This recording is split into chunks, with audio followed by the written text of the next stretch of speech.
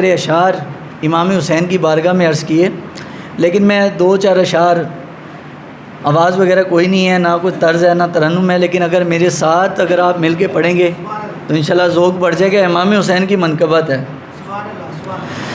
شجاعتوں کی داستاں حسین ہے، حسین ہے کی داستاں حسین ہے۔ میرے ساتھ بس آخر میں آپ نے کہنا حسین ہے کی داستاں حسین ہے۔ حقیقتوں کے رازداں حسین ہے، حسین ہے حقیقتوں کی داستاں۔ بھلا سکی نہ آج تک،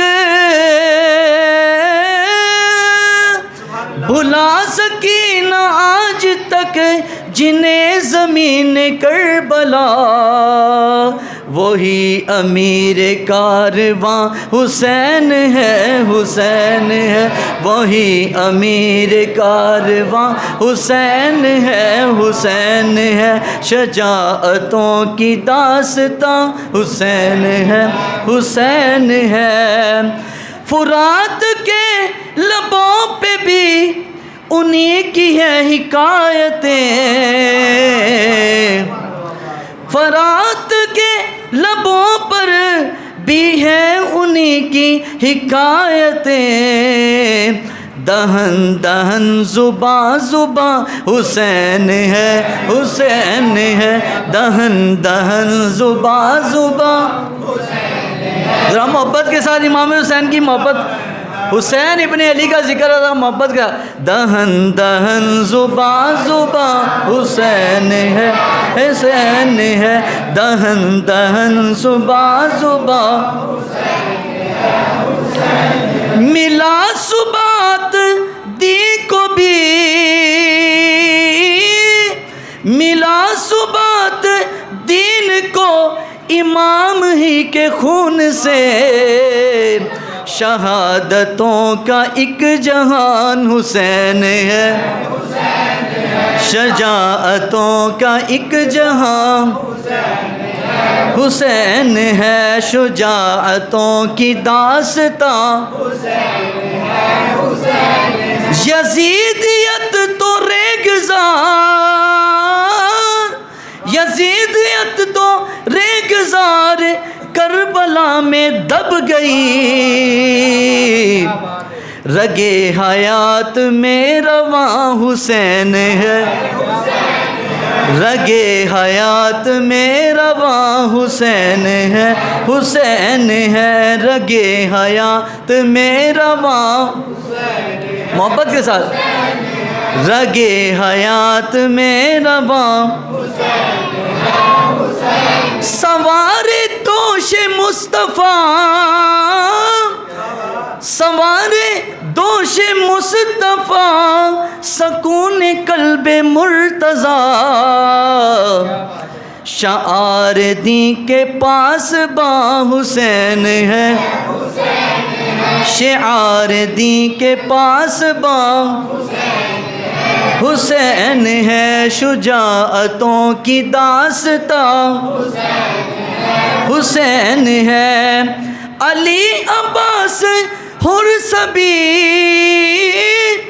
علی عباس حرسبی امام ہی کے رنگ میں، کہیں آیا کہیں نہاں حسین ہے، کہیں آیا کہیں نہاں حسین ہے، شجاعتوں کی داستاں حسین ہے، حسین ہے۔ آخر میں یہ کربلا کا لب لباب ہے، یہ آخری شعر پوری کربلا کا اور امام حسین کے واقعے کربلا کا جو سبق ہے وہ آخری شعر میں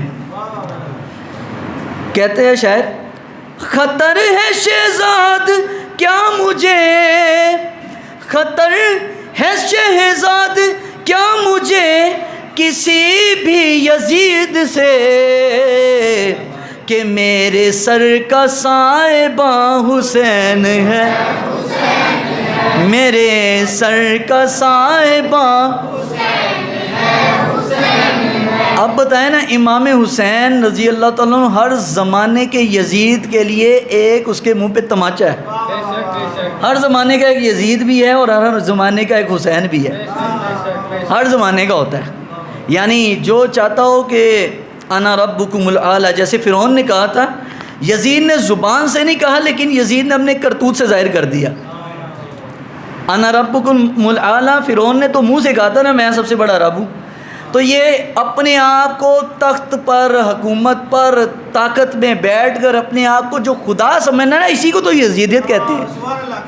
یہی تو یزیدیت ہے کہ میں جو کہتا ہوں بس بھائی یہ جو میرا مقصد ہے یا میرا مدعا ہے یہی قانون ہے، یہی آئین ہے، یہی شریعت ہے. نہ قانون شریعت وہی ہے جو اللہ رسول بتا گئے.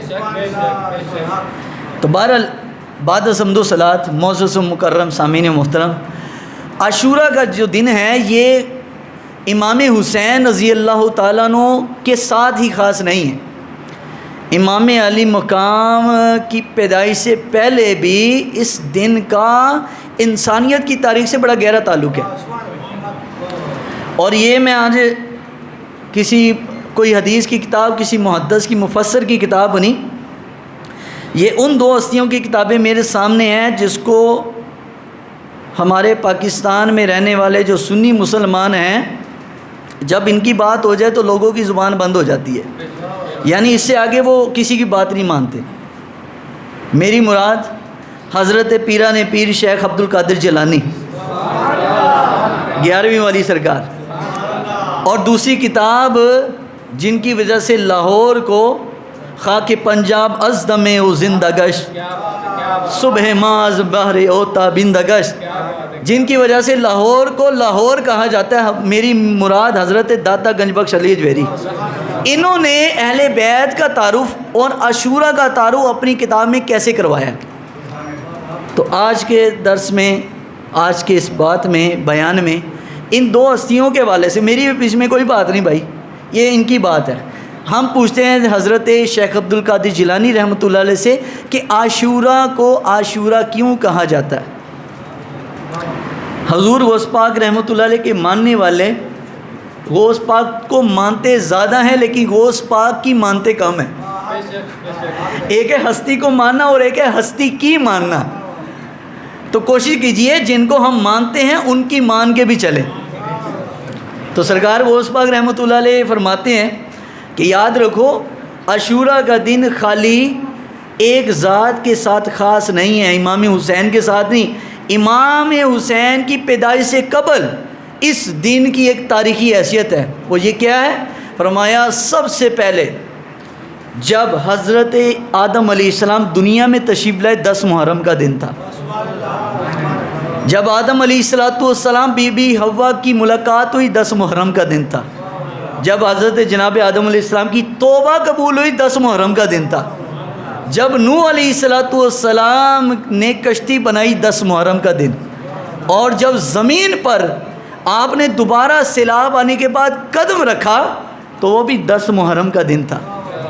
اور فرمایا ادریس علیہ السلام کے ساتھ بھی 10 محرم کا تعلق. حضرت ابراہیم کو جو آگ میں پھینکا گیا اور اللہ نے آگ کو گلے گلزار بنایا 10 محرم کا دن تھا. اور دیگر انبیاء کرام کے ساتھ حضرت موسیٰ علیہ السلام کی تو طویل حدیث صحیح بخاری مسلم میں ہے کہ موسیٰ علیہ السلام اور ان کی قوم کو جو اللہ تعالیٰ نے فرعون سے نجات دی 10 محرم کا دن. تو میں سب سے آخر میں یہاں پر ایک نقطہ عرض کروں گا. حضرت موسیٰ اور اس کی قوم کو فرعون سے نجات ملی اور ہمارے دین میں یزیدیت کے منہ سے جو پردہ چاک ہوا وہ 10 محرم کا دن تھا. تو 10 محرم کا تاریخی حیثیت میں بڑا تعلق ہے، بہت گہرا تعلق ہے. تاریخی حیثیت میں 10 محرم الحرام کا بہت گہرا تعلق ہے. اور نبی پاک صلی اللہ علیہ وسلم نے فرمایا کہ جو شخص 10 محرم کو اپنے گھر والوں پر، اپنے اہل و عیال پر بہت کثرت سے وسعت کرتا ہے، یعنی ان پر زیادہ خرچہ کرتا ہے، ان ویسے بھی گھر کا بھی خرچہ کیا ہوا جو مرد اپنی بیوی بچوں پر، اپنے ماں باپ پر خرچ کرتا ہے، اللہ نے یہ بھی نہیں توڑا رکھنا. قیامت کو سب سے پہلا اجر ہی بندے کو اس کے گھر پر خرچ کیے جانے کا ملے گا. لیکن 10 محرم کی ایک برکت ہے جو اپنے گھر والوں پر 10 محرم کی وجہ سے خرچ کرتا ہے کہ آج کے دن ثواب زیادہ ہے، تو حضور نے فرمایا اللہ پورا سال ہی اس گھر میں جو ہے خیر و برکت رکھے گا۔ تو امام علی مقام امام حسین کے علاوہ بھی 10 محرم کا ایک اپنا جو ہے تاریخی حیثیت ہے، وہ تو علیحدہ بات ہے۔ امام حسین نے 10 محرم کو ایک تاریخ رقم کر دی۔ تو اہل بیت اطہار رسول اللہ صلی اللہ علیہ وسلم کی آل، یہ ہمارے لیے فقط اتنا ہی کافی ہے۔ اگر کوئی بھی حدیث نہ ہو، صرف ایک ہی حدیث کافی ہے۔ حضور علیہ الصلوۃ والسلام نے فرمایا کہ جس شخص نے میری اہل بیت میری آل کے ساتھ جس شخص نے محبت رکھی، اور فقط وہ صرف محبت رکھتا تھا، امام حسین کا آل رسول کا محبت اور پیار دل میں رکھتا تھا، اگر وہ بسترے پر بھی مر گیا نا، اللہ اس کو بھی شہادت کی موت دے گا، شہادت کا مرتبہ ہے۔ اور فرمایا بلکہ حدیث شریف میں ہے کہ جس شخص نے محرم الحرام 10 محرم کا روزہ رکھا، اس کو اللہ 100 شہیدوں کا ثواب دے گا۔ یعنی اس کو ویسے ہی صرف محرم کا روزہ رکھنے پر، امام علی مقام کی وجہ سے نہیں، صرف حضور کی وجہ سے، اور حضور کی وجہ سے حضور کی اہل بیت کی محبت رکھو گے، اور اگر چارپائی پر بھی مر گئے، دل میں آل رسول کا پیار ہے، تو انشاءاللہ بسترے پر بھی اللہ شہادت کا مرتبہ دے گا۔ تو آقا کریم صلی اللہ علیہ وسلم نے امام علی مقام کی پیدائش پر ہی ساری پیشن گوئیاں فرما دی تھی، بتا دیا تھا کہ یہ میرا بیٹا کربلا کی جو ہے سرزمین پر شہید کیا جائے گا۔ اور بلکہ جنگ جمل اور جنگ صفین کے موقع پر جب حضرت علی المرتضیٰ کوفہ سے گزر کر کربلا پہنچے جنگ جمل کے موقع پر، تو آپ حضرت علی کچھ دیر کے لیے ٹھہرے، کچھ دیر کے لیے کربلا کے میدان پر رکے، اور رکیا تو اپنا ان کا غلام تھا حضرت علی المرتضیٰ کا، قمبر اس کا نام تھا۔ انہوں نے پوچھا یا امیر المومنین یہاں پر رکنے کا حکمت کیا ہے؟ قافلہ تو رکا ہوا ہے آپ کی وجہ سے، امیر قافلہ آگے ہے اور بقایا سب انتظار کر رہے ہیں۔ فرمایا کہ اس دشت کربلا کو میں دیکھ رہا ہوں، ان قریب آنے والے زمانے میں میری اولاد یہاں پر شہید ہوگی، اور یہاں پر اللہ ان پر بہت بڑا ان کے صبر کا امتحان لے گا۔ پہلے ہی بتا دیا حضرت علی نے، نبی پاک صلی اللہ علیہ وسلم نے خود بتا دیا۔ اور حضور علیہ الصلوۃ والسلام جب 10 محرم الحرام کے موقع پر حضرت عبداللہ ابن عباس تو مکہ میں تھے۔ اب کمال دیکھیے کہ امام حسین کی یہ کربلا کا جو منظر سٹارٹ ہونا ہے نا، یہ محرم میں نہیں شروع ہوا۔ 22 رجب کو حضرت امیر معاویہ کا انتقال ہوا، اور 23 رجب کو یزید تخت پر بیٹھ گیا۔ یزید نے پیغامات بھیجے، کیونکہ یزید سے زیادہ لوگوں کی واقفیت نہیں تھی، زیادہ لوگ یزید کو نہیں جانتے تھے، اور امام حسین رضی اللہ تعالیٰ عنہ نے جو اس کے خلاف خروج کیا۔ بعض لوگ ہمارے سنیوں کے ذہن میں سوالات اٹھاتے ہیں، دیکھو جی اکیلا حسین چلا گیا، صحابہ اس کو چھوڑ گئے۔ یہ بات نہیں ہے۔ قرآن مجید فرقان حمید کیا کہتا ہے؟ سورہ حجرات اٹھائیں، اللہ کیا فرماتا ہے کہ جب بھی کوئی شخص تمہارے پاس کوئی خبر لے کے آئے تو کیا ہے؟ فتبینوا، اس خبر کی تحقیق کر لو۔ امام حسین تک جب خبر پہنچی کہ یزید بیعت لے رہا ہے، اور اہل مدینہ نے بیعت نہیں کی، اہل مدینہ 3 لوگوں کو دیکھ رہے تھے۔ 23 رجب کے بعد تقریباً 1 ہفتہ لگا، 6 دن کا سفر تھا مدینہ سے شام کا، 6 دن یا 8 دن لگتے تھے اس زمانے میں، گھوڑے پر، تیز دوڑنے والے گھوڑے پر تقریباً اتنا وقت لگتا تھا۔ ہوا یہ کہ رجب کی آخری تاریخوں میں، ابھی شعبان نہیں شروع ہوا، خط آ گئے شام سے، اور خط میں لکھا ہوا تھا کہ یزید ابن معاویہ جو اس زمانے میں خلیفہ تھا، یعنی خلیفہ اس نے اپنے ساتھ لکھا، یہ کہتا ہے کہ گورنر مدینہ نے خط پڑھ کے سنایا جمعے والے دن، اور اس زمانے کے گورنر جمعہ پڑھایا کرتے تھے۔ کیوں؟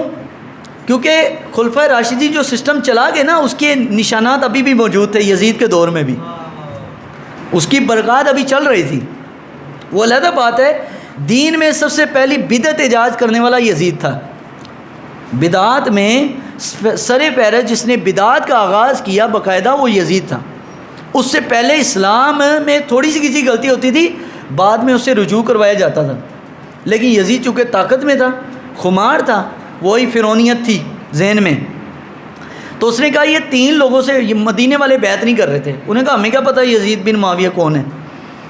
تو جب خط پہنچا اہل مدینہ کے پاس تو مدینہ کے لوگ آئے 3 لوگوں کے پاس، حضرت عبداللہ بن عمر، حضرت عمر کے بیٹے، عبداللہ بن زبیر، حضرت زبیر بن العوام 10 مبشرہ صحابی اس کے بیٹے، اور تیسرے حضرت عبداللہ ابن عباس رسول اللہ صلی اللہ علیہ وسلم کے چچا زاد بھائی، لیکن عمر میں امام حسین کی ہم عمر تھے۔ یہ حضور علیہ السلام کے زمانے میں ان کی عمر 6 یا 7 سال تھی، لیکن امام حسین کی ہم عمر تھے یہ، ان کے پاس ہے۔ اور چوتھے نمبر پر امام حسین رضی اللہ تعالیٰ، 3 عبداللہ ہیں اور چوتھا حسین ہے، عبداللہ بن عمر، عبداللہ بن عباس، عبداللہ بن زبیر، اور چوتھے امام حسین۔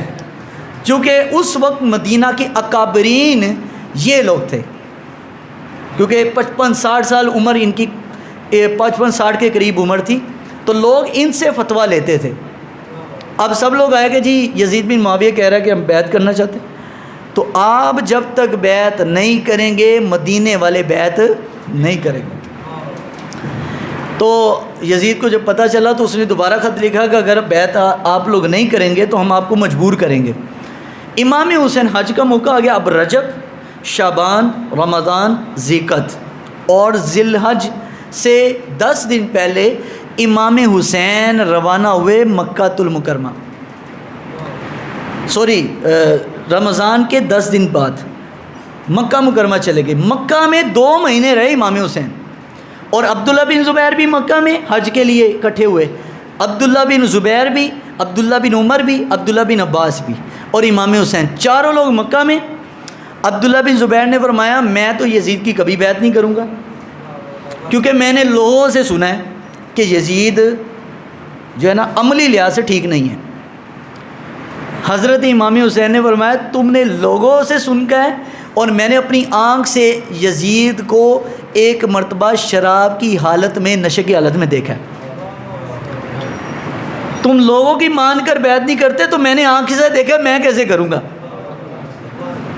سرداد ناداد در دست یزید حقا کے بنا لا الہ الا است حسین، کہ فرمایا کہ سر دے دیا لیکن ہاتھ نہیں دیا، حقا کے بنا لا الہ الا است حسین، اصل میں کلمے کا حق امام حسین نے ادا کر دیا۔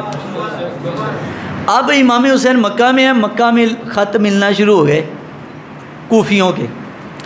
اچھا ہمارے سنی لوگ بھی نا یزید کو خالی گالی نکال کے، یزید کو خالی برا بلا کہہ کے اپنے دل کو ٹھنڈا کر لیتے ہیں۔ آدھے سے زیادہ قصور میری نظر میں، اگر میں نے تحقیق کی ہے، امام حسین کی شہادت کے بعد قصور سارا یزید کا ہے، لیکن شہادت سے پہلے سارا قصور کوفیوں کا ہے۔ یہ پہلا حصہ تو سنی بھی چھوڑ دیتے، دوسرے سے ویسے چھوڑ دے کیونکہ وہی سن، پہلا حصہ لوگ چھوڑ دیتے ہیں، پہلا پردہ نہیں اٹھاتے۔ اور پہلا بھی چکو نا بھائی، امام حسین کربلا میں پہنچانے والا کون تھا؟ اصل میں جال میں امام حسین کو پہلے باندھا گیا ہے، شیر ایسے نہیں پھنستا، اس کے لیے جال باندھنا پڑتا ہے۔ تو امام حسین سے بڑھ کر شیر کون ہے بھائی؟ اب 10,000 خط آئے کوفیوں کے، اور کوفہ میں کون تھے بھائی؟ حضرت علی کی حکومت 4.5 سال کوفہ میں، امام حسن حکومت کی کوفہ میں 5 سال، اہل بیت اطہار کی حکومت رہی ہے، اور دارالخلافہ رہا ہے کوفہ، عراق کا علاقہ۔ اب مکہ میں حج کے دن آ گئے، ذی الحج کا چاند نظر آ گیا، 2 مہینے پہلے ٹھہرے رہے، تو عبداللہ بن زبیر نے فرمایا اور عبداللہ بن عمر نے فرمایا، عبداللہ بن عباس نے فرمایا کہ آپ کوفہ مت جائیں، یہ کوفہ کے لوگ غدار ہیں، بے وفا ہیں، انہوں نے آپ کے والد محترم جناب علی المرتضیٰ کی حفاظت یہ نہیں کر سکے۔ یہ امام حسن کے خیمے کو لوٹنے والے یہ لوگ ہیں، تو آپ کوفہ کیا لینے جائیں گے؟ امام حسین نے بڑا جملہ فرمایا ایک وجہ سے کوفہ جا رہا ہوں، اور وہ یہ کہ قیامت کو اللہ کی بارگاہ میں حجت یہ پیش نہ کر سکے گی، یا اللہ ہم تو حسین کو بلا رہے تھے یزید کے مقابلے میں، نبی کا نواسہ حسین ہی نہ آ سکا۔ فرمایا قیامت تک ان کی ایک دلیل بن جائے گی اور لوگوں کے لیے کہ یزید کے مقابلے میں لوگ حسین کو بلاتے رہے لیکن حسین میدان میں نہ آیا۔ اور اصل میں حضور کی وہ حدیث بھی سچی ہونی تھی، میرے آقا کریم صلی اللہ علیہ وسلم کے پاس گود میں بی بی فاطمہ اپنے دونوں شہزادوں کو لے کر بارگاہ رسالت مآب میں حاضر ہوئی۔ حضور غنیمت تقسیم فرما رہے تھے، کسی صحابی کو اونٹ دیا، کسی کو گھوڑا دیا، کسی کو سونا، کسی کو چاندی، کسی کو مال غنیمت کے کپڑے، جو حضور علیہ السلام کو مال غنیمت سے ملا تقسیم کر رہے۔ اسی اسنا میں بی بی فاطمہ بھی تشریف لے آئی، جنتی عورتوں کی سردار، اور جنتی نوجوانوں کے سرداروں کو اپنی گود میں اٹھا کر عرض کیا ابا جان آپ لوگوں کو عطا فرما رہے ہیں، میرے بچوں کو بھی کچھ عطا کیجیے۔ تو نبی پاک علیہ السلام نے فرمایا ہاں بیٹی میں حسن اور حسین دونوں کو عطا کرتا ہوں۔ فرمایا یا رسول اللہ ان کو کیا آپ عطا فرما رہے ہیں؟ فرمایا میں نے حسن کو، لوگوں کو ظاہری چیزیں دے رہے ہیں لیکن حسن و حسین کو جو چیز ملی امت مسلمہ میں کسی کو بھی نہ مل سکی، وہ کیا ہے؟ فرمایا حسن کو میں نے، نبی پاک نے فرمایا اپنی سخاوت میں سے حصہ عطا کیا، اور حسین کو اپنی شجاعت اور دلیری عطا کر دی۔ حضور کو معلوم تھا کہ جب حکومت کی باری آئے گی تو حکومت بھی کیا چیز ہے، دو خزانے بھی کیا چیز ہے، حسن دو خزانے بھی دنیا میں بانٹ دیں گے۔ اور جب بہادری کی بات آئے گی اور 3 بر اعظموں پر یزید جیسے شخص کی حکومت ہوگی تو حسین یہ نہیں دیکھیں گے کہ پوری دنیا کا بڑا حکمران ہے، حسین دیکھیں گے تو اپنے نانا کو دیکھیں گے، اپنے نانا کے رب کو دیکھیں گے۔ نعرہ تکبیر، نعرہ رسالت، نعرہ رسالت، نعرہ حیدری، حسینیت زندہ باد، حسینیت زندہ باد، حسینیت زندہ باد۔ تو اب دیکھیں امام حسین کو 10,000 خط ملے لیکن تینوں عبداللہ نے روکا، عبداللہ بن عمر، عبداللہ بن زبیر، عبداللہ بن عباس۔ عبداللہ بن عباس تو بالکل قریبی رشتہ ہے، حضور کے چچا زاد بھائی اور امام حسین کے رشتے میں یہ نانا بھی لگتے ہیں، دادا بھی لگتے ہیں، نانا بھی لگتے ہیں، ڈبل رشتہ ہے، اور ہے بھی بنو ہاشم سے۔ اب انہوں نے کہا کہ حسین مت جاؤ۔ محمد بن حنفیہ یہ کون ہے بھائی؟ حضرت علی کے دوسری بیوی کی اولاد میں محمد بن حنفیہ، انہوں نے بھی کہا بھائی جان آپ نہ جائیں۔ امام حسین نے کہا میں ہمارے ساتھ چلو، تو کہا میں نہیں جاتا کیونکہ مجھے پتہ ہے یہ کوفہ والے لوگ اچھے نہیں ہیں، یہ غدار ہیں، حالانکہ زندگی بچپنا وہاں گزرا ہے، 3 خلفاء کا زمانہ ان کا وہاں گزرا۔ محمد بن حنفیہ حضرت علی المرتضیٰ کی دوسری بیویوں میں سے، صرف حضرت علی نے اپنی ایک بیوی مدینہ میں کی ہے، بی بی فاطمہ، ان سے نکاح، بقایا تمام عورتوں سے نکاح کوفہ میں۔ حضرت علی کے 7 نکاح ہوئے ٹوٹل، 7 کے 7 بقایا 6 بیویاں کوفہ کے گرد و نواح کی، اور محمد بن حنفیہ کا تو علاقہ ہے وہ، لیکن وہ جانتے ہیں کہ یہ لوگ ٹھیک ہے نہیں، تو محمد بن حنفیہ نہیں رکے، مکہ میں رہ گئے، حج اپنا مکمل کیا، لوگ وہاں حج کر رہے ہیں، اور امام حسین حج کی حفاظت کری کربلا جا رہے ہیں۔ اب امام علی مقام امام حسین کربلا جا رہے، پہلے ابھی ان کا ارادہ تھا کہ حج کر کے جاؤں گا، پہلے اپنے جو ہے نا بانجوں کو بھتیجوں کو بھیج دیا، مسلم بن عقیل بن ابی طالب، حضرت علی کے بھائی کے بیٹے، اس کو بھیج دیا اپنا وکیل بنا کر کہ جاؤ تم اور میرے نام کی بیعت کرا نا وہاں پر، یعنی میرے نام پر لوگوں کو بیعت کر دو، بیعت مطلب ووٹ لے لو میرا۔ 50,000 بندے نے مسلم بن عقیل کے ہاتھ پر بیعت کی، نماز مغرب پڑھا رہے ہیں مسلم بن عقیل، اور یہ اتنے بدترین لوگ یہ کوفی جو اپنے آپ کو کیا کہتے تھے، شیعان علی، ہم علی دے ملانگ، جنہوں پنجابی کہوں علی دے ملانگ، یہ اپنے آپ کو کیا کہہ رہے ہیں، علی دے ملانگاں سی، لیکن علی دے ملنگا نے علی دے پتیجہ نہ کی حال کیتا۔ مسلم بن عقیل مغرب کی نماز پڑھا رہے، 50,000 بندہ جامع مسجد کوفہ میں، سلام جب پیرا پیچھے ایک بندہ بھی نہیں، سارے شامل ہو گئے یزید کی فوج کے ساتھ۔ ابھی محرم شروع نہیں ہوئے، ابھی محرم شروع نہیں ہوئے. حضرت امام علی مقام امام حسین رستے میں 17 مقامات پر رکے اور اپنے اور ساتھ نبی پاک صلی اللہ علیہ وسلم کی تلوار بھی اپنے ساتھ رکھی. حضور کی تلوار جو نبی علیہ السلام کو خیبر کے موقع پر مال غنیمت کی حالت میں ملی تھی، وہ تلوار امام حسین کے پاس تھی. لیکن امام حسین اپنی بیوی بچوں کو بھی ساتھ لے گئے.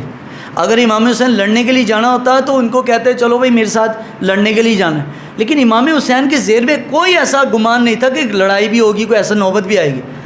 صرف چند لوگوں پر تلواریں، وہ بھی اپنی حفاظت کے لیے. لڑائی کی غرض سے امام حسین نہیں گئے کربلا. اب مکہ سے کربلا بعد میں آتا ہے، پہلے آتا ہے کوفہ. اب 50 رستے میں پتہ چل گیا امام حسین کو. ذی الحج کا منیہ گزر گیا، حج ہو چکا، بڑی عید گزر گئی. امام حسین ابھی سفر میں ہیں اور 1 مہینہ لگا کر امام علی مقام امام حسین رضی اللہ تعالیٰ عنہ کوفہ کے شہر کے باہر پہنچے. پتہ چل گیا کہ میرا جو ہے چچا زاد بھائی مسلم بن عقیل کو بھی انہوں نے شہید کر دیا، میرے بھتیجے کو بھی شہید کر دیا.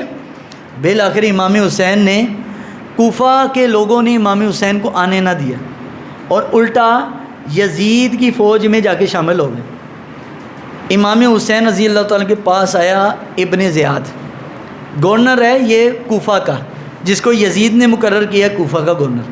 اس نے کہا کہ حسین ایک ہی بات ہے، یا تو آپ بیعت کر لیں یا دوسری بات ہے کہ ہم آپ کو گرفتار کریں گے.